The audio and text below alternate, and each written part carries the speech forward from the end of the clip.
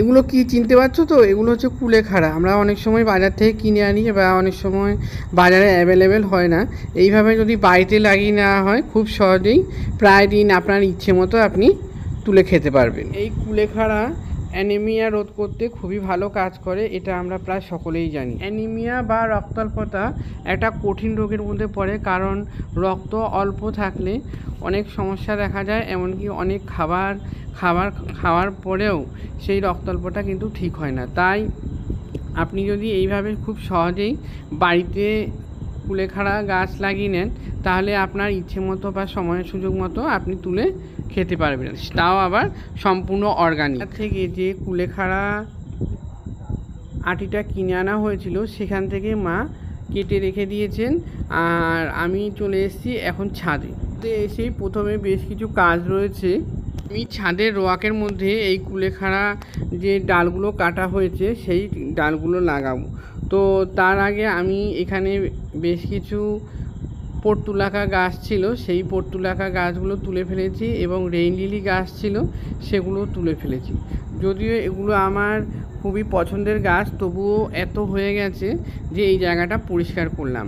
আর এই জায়গাটা পরিষ্কার করে তারপরে আমি এখানে কুলেখাড়া শাখাগুলো লাগাবো। এখানে আঞ্চলিক ভাষায় কুলেখাড়া বলে, তোমাদের ওখানে কি বলে তোমরা কমেন্ট বক্সে জানিও। এই কুলেখাড়ার রস সমৃদ্ধ অনেক রকম ওষুধ পাওয়া যায়, তো ওষুধের থেকে কুলেখাড়া প্রাকৃতিকভাবে খেলে বেশি উপকার পাওয়া যায়। এই কুলেখাড়া গাছের পাতা এবং শাখায় প্রচুর পরিমাণে থাকে আয়রন, খনিজ পদার্থ এবং লোহিত রক্তকণিকা, যা আমাদের শরীরে রক্ত তৈরিতে খুবই হেল্পফুল। তাই এই গাছের পাতা রক্ত তৈরিতে সাহায্য করে। আমরা সাধারণত বলে থাকি যে কুলেখাড়া পাতা খেলে রক্ত হয়। যাই হোক, তো আমি এই জায়গাটা তৈরি করে নিয়েছি আগে থেকেই। এখানে কম্পোস্ট সার ছিল, আর সেখানে কিছু আমি গার্ডেন সয়েল মিশিয়ে মাটিটা তৈরি করে নিয়েছি। আর এই দেখো শাখাগুলো এরকম ছোট ছোট করে কেটে নিয়েছি, দুটো তিনটে পর্ব আছে সেরকমভাবে শাখাগুলো কাটা হয়েছে, যাতে করে একটা পর্ব লাগিয়ে দিলে সেখান থেকে শেকড় বেরোবে এবং উপরের দিকে যে পর্বগুলি থাকবে সেগুলি থেকে কাণ্ড বা শাখা বেরোবে। তাহলে গাছের গ্রোথটা অনেক ভালো হবে।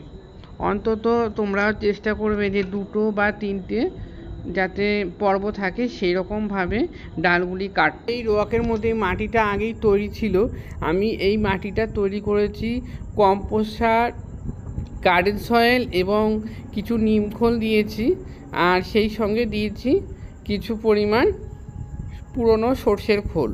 এইভাবে আমি মাটিটা তৈরি করেছি। তোমরাও যারা টবে লাগাবে তারা এইভাবে মাটিটা তৈরি করে নিতে পারো, আর এর সঙ্গে প্রয়োজনে তোমরা কোকোপিট মিশিয়ে দিতে পারো। যেহেতু সাধারণত আমরা এগুলো সাধারণ মাটিতে লাগালেও যথেষ্ট ভালো হয়, এগুলো আলাদাভাবে তেমন কোনো পরিচর্যাও করতে হয় না। তো আমি মাটি তৈরিটা এখানে এই ভিডিওর মধ্যে দেখাইনি, তো তোমরা যারা নতুন করে লাগাবে বা মাটি তৈরি করবে এইভাবে তৈরি করে নিতে পারো। এখানে দেখতেই পাচ্ছ পিভিসি পাইপ দিয়ে আমি একটা রেখাকের মতো ধরেছি, সেখানে আমি 3টি সারিতে এই কুলেখাড়া শাখাগুলি লাগাচ্ছি। একই পদ্ধতিতে টবেও তোমরা লাগিয়ে নিতে পারো, তবে যে কোনো গাছ উন্নত বা ভালো মাটি হলেই সেখানে কিন্তু ভালো হয়।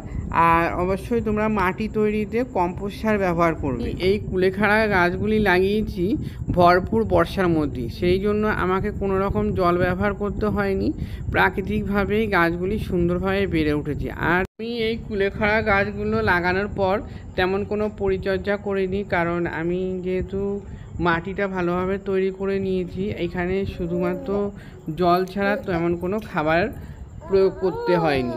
এই শাখাগুলি লাগানোর প্রায় 17-18 দিন পর আবার দেখাচ্ছি তোমাদের যে গাছগুলো কত সুন্দরভাবে বেড়ে উঠেছে। তো এগুলো এখন বর্তমানে হারভেস্ট করার মতো হয়ে গেছে, আজ কিছু হারভেস্ট করে নেব। আগেই বলেছি আমি এখানে কোনো রকম রাসায়নিক সার বা কেমিক্যাল কিছুই ব্যবহার করিনি, তবে আমি মাঝে মধ্যে গাছে নিম তেল স্প্রে করেছি, যা পোকামাকড়ের আক্রমণ থেকে রক্ষা করতে পারে। এই সময় বর্ষাতে পোকামাকড়ের আক্রমণ বেশি হয়, তাই আপনারাও যে কোনো ধরনের স্প্রে ব্যবহার করবেন, তা না হলে পাতাগুলি পোকায় নষ্ট করে দিতে পারে এবং গাছের বৃদ্ধি ব্যাহত হতে পারে। বন্ধুরা, তোমরা দেখে নিশ্চয়ই বুঝতে পারছো কুলেখাড়া পাতাগুলি কতটা ফ্রেশ। এইভাবে খুব সাধারণভাবে কুলেখাড়া শাখা থেকে সম্পূর্ণ প্রাকৃতিক উপায়ে অর্গানিকভাবে তোমরাও বাড়িতে কুলেখাড়া পাতা বা কুলেখাড়া গাছ চাষ করে নিতে পারো। ওই আমাদের মধ্যে অনেকেই কুলেখাড়া পাতার রস সরাসরি খেতে পারে না, তাদের জন্য বলবো তারা এইভাবে ফ্রেশ তৈরি করে আপনারা বড়া বা এর তরকারি মানে সবজি তৈরি করে খেতে পারেন। বন্ধুরা, দেখলে তো যে খুব সহজেই বাড়িতে কুলেখাড়া পাতা চাষ করে নিলাম। আগেই বলেছি যে আজকেই প্রথম কুলেখাড়া পাতাগুলি তুলেছি, আর আজকে এই তুললাম, আরও কিছু রয়েছে সেগুলি আজ তুললাম না, পরবর্তীতে আবার তুলে নেব। আবার চলে এসেছি প্রায় এক সপ্তাহ পর। এই এক সপ্তাহ পর আবার কুলেখাড়া পাতা তুলে নিচ্ছি, যেগুলি বড় ছিল সেগুলি, এবং তার সঙ্গে কিছু শাখা বেরিয়েছে সেগুলিও তুলে নিচ্ছি। আমি প্রায় 25 দিনের মধ্যে এই কুলেখাড়া গাছগুলি থেকে দুবার হারভেস্ট করলাম। আপনারা খুব সহজেই এইভাবে তৈরি করে নিতে পারেন।